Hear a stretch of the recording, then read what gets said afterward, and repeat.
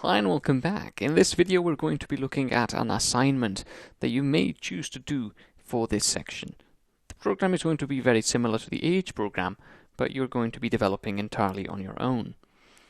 Now, it's not going to be a particularly challenging assignment, just something so that you guys can get some more experience doing what we've just studied in this section.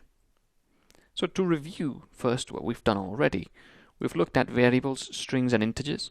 Remember, strings are just groups or collections of numbers, letters and symbols, and integers are just whole numbers that have no decimal place.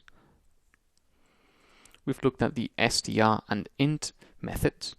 Str converts a number to a string and int does the opposite. We've looked at the print and the format methods. The print takes in a string and prints it out to the user. The format is applied on a string and can substitute placeholders for variables. We've also looked at the input method, which asks the user a question and allows us to get a value back and assign it to a variable. And we've also looked at defining our own methods. Finally, we looked at the if, elif and else keywords that let us split the flow of the program depending on one or more conditions. So here's your challenge, your assignment. Create another program that will create a variable that holds a magic number between 0 and 10, or indeed any range that you want.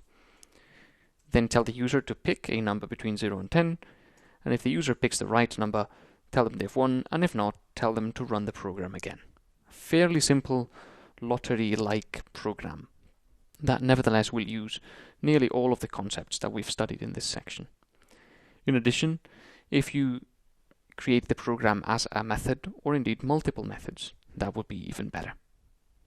So good luck, and I'll see you in the next section.